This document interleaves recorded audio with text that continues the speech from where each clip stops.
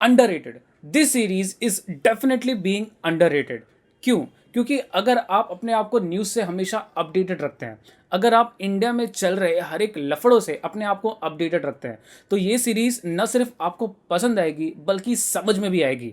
और अगर नहीं तो ये सीरीज आपको समझ में तो आएगी नहीं बल्कि आपको कहीं ना कहीं बकवास भी लगेगी। और इसीलिए बकवास लगेगी क्योंकि आपको सीरीज का मेन मकसद ही समझ में नहीं आएगा। हेलो हाय नमस्कार दोस्तों, मेरा नाम है राजन सिंह, आप देख रहे हैं feed flix. Let's get started. Subscribe कीजिए फिटफ्लिक्स और बेल आइकन को दबाइए लेटेस्ट मूवी अपडेट सबसे पहले देखने के लिए। तांडव सीजन 1 ये रिलीज हुई ऑल ओवर इंडिया में अमेजॉन प्राइम वीडियो पर 15 जनवरी 2021 को। इसका पहला सीजन कंसिस्ट करता है 9 एपिसोड का। हर एक एपिसोड लगभग 30 से 40 मिनट के हैं, तो पहले सीजन को आप मात्र 6 घंटे में देख सकते हैं। स्टोरी फॉलो करती है प्राइम मिनिस्टर देवकी नंदन और उनके फैमिली पर, और उनके फैमिली से जुड़े लोग और उनके पॉलिटिकल करियर पर। जब उनकी मौत हो जाती है तो उनके बेटे समर प्रताप सिंह पीएम के लिए डिफॉल्ट कैंडिडेट बन जाते हैं। बट पॉलिटिक्स में कुछ भी हो सकता है, तो समर प्रताप सिंह के सामने काफी अड़चने आ जाती हैं पीएम बनने के लिए। कुछ अड़चने जो उन्होंने खुद बना ली थी और कुछ जो पॉलिटिक्स बना देती है। अब वो कैसे इन सबसे होशियारी से दिमाग से लड़ते हुए पीएम की कुर्सी की ओर बढ़ते हैं या बढ़ पाते हैं भी या नहीं, कुछ इसी स्टोरी पर फोकस करती है सीरीज। फालतू के गाली गलौज पर जिनकी कोई जरूरत नहीं थी, बट उसके साथ साथ बेहतरीन स्टोरी के कॉम्बिनेशन से, जिसका नाम है तांडव सीजन 1।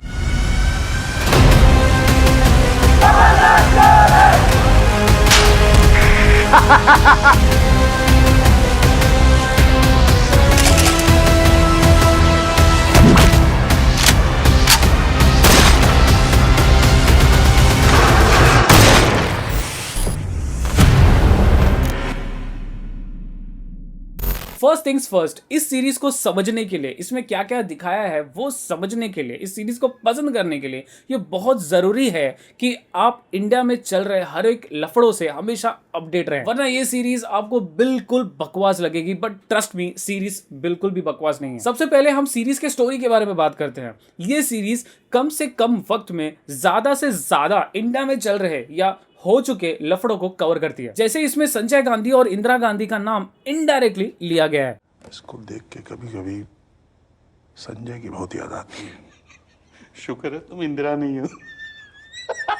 शुक्र है ये भी संजय नहीं है, ज्यादा जिएगा। इसी चीज को summer Pratap played by Saif Ali Khan के साथ जोड़ा गया है, जहां पर यह बताया गया है कि यह बंदा बर्बादी के मजे लेना चाहता है, no matter the cost. Saif Ali Khan इस सीरीज के हाईलाइट थे and trust me, he gets very less screen time compared to others, जो कि कहीं ना कहीं मुझको खटका, बट स्टिल उनका होना ही सीरीज को एक मस्ट वॉच बना देता है। सीरीज जात पात पर फोकस करती है और यह दिखाती है कि कैसे आज भी जात पात को लेकर पॉलिटिक्स की जाती है। हम लोगों ने तुम लोगों पर सालों साल अत्याचार किए ना, उसी की वजह से तुम लोगों को आरक्षण की लाठी मिल गई। उसके बाद हमें भी अपनी छवि ठीक करनी थी। ये सब नहीं हुआ होता, साले तुम्हारी औकात थी हमारे सामने बैठ के बात करने की। बट इस चीज को सीरीज ने बराबर बैलेंस किया है। एक और कोई निचली जात का आदमी बहुत ही हाई पोस्ट पर है, तो वहीं पर कोई निचली जात का आदमी या व्यक्ति बहुत ही गरीब है, बेसहारा है, उसके बारे में भी बताया गया है। सीरीज में नवंबर 2019 में हुए दिल्ली पुलिस और लॉयर्स के झगड़े को भी हाईलाइट किया गया है और बताया गया है कि कैसे दिल्ली पुलिस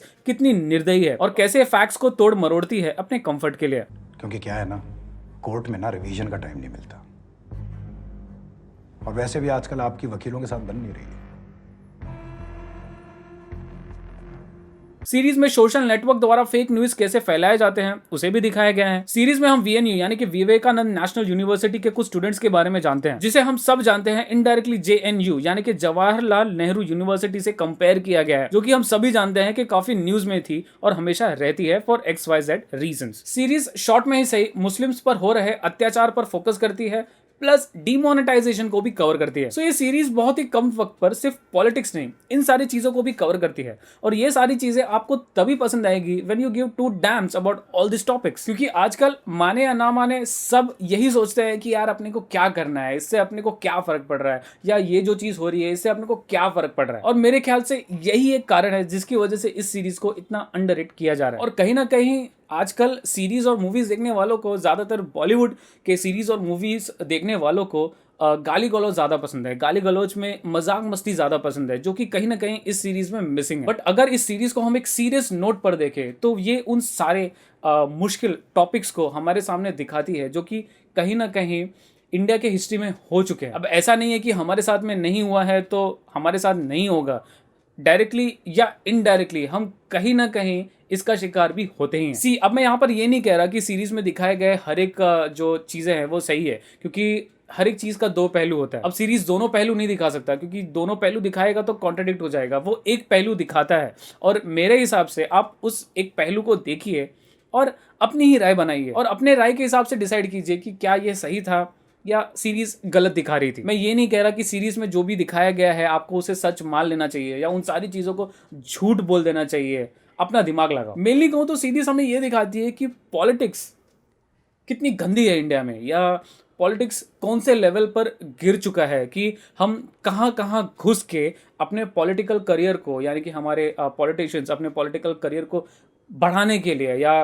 कोई एक पोस्ट हासिल करने के लिए कहाँ कहाँ कितने नीचे तक गिर सकते हैं। विद दैट सेड, सीरीज की स्टोरी मुझे बहुत पसंद आई। I loved it and I enjoyed it. Specially मुझे सुनील ग्रोवर की एक्टिंग एज गुरपाल बहुत पसंद आई। ये बंदा मल्टी टैलेंटेड है और सीरीज में तो इसने गजब काम किया है। सच कहूं तो मेरे लिए ये तांडव सीरीज की जान थे। उसके बाद I think Dimple Kapadia as Anuradha was damn good as a powerful villain, but I think उनको थोड़ा और पावरफुल दिखाना चाहिए था। बट मुझे ऐसा लगता है कि ये सीरीज सीजन 2 के लिए काफी कुछ बचा कर रखती है, क्योंकि जिस हिसाब से ये सीरीज एंड होती है काफी कुछ चीजें ऐसी हैं जो कि अभी भी अनआंसर्ड है। सीरीज में मुझे सिर्फ एक कैरेक्टर का रोल पसंद नहीं है, वो था Shiv Shankar played by Zeeshan. I think इस कैरेक्टर को थोड़ा डेवलप किया जा सकता था, but I think the creators really underestimated the importance of this character. अगर इनके कैरेक्टर पर थोड़ा और फोकस किया जाता, क्योंकि एक तरीके से इन पर यह सीरीज बहुत ज्यादा फोकस करती है और एंड में कुछ बताती ही नहीं, और अगर कुछ मिस्टीरियस या कुछ खुलासा करती इस सीजन 1 में जो कि सीजन 2 में दिखाया जाता, तो शायद से मैं इस सीरीज को 10/10 रेट करता। ओवरऑल कहूं दोस्तों तो मुझे सीरीज बहुत पसंद आई। मैंने रात को 12-15 को प्ले करना चालू किया और सुबह 6:30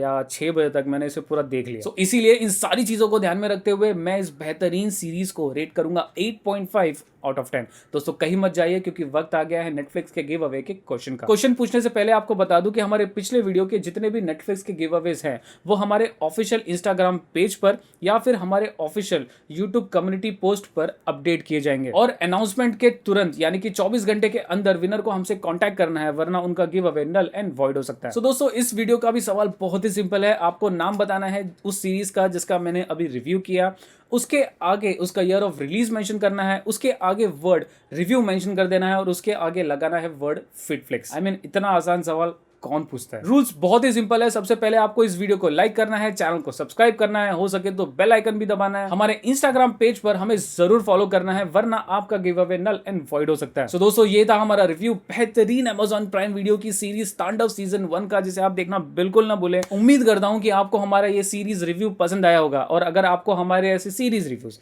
movie reviews, Netflix, Amazon Hotstar, YouTube premium etcetera offers अगर पसंद आते हैं, अगर आपको हमारे ऐसे नेटफ्लिक्स के गिव अवेज पसंद आते हैं और अगर आप चाहते हैं कि हम ऐसे ही गिव अवेज देते रहें, तो प्लीज हमारे चैनल को सब्सक्राइब करना ना भूले, बेल आइकन दबाना बिल्कुल ना भूले। अंत तक वीडियो देखने के लिए धन्यवाद। स्टे होम, स्टे सेफ, वरना आपको पता है क्या हो सकता है।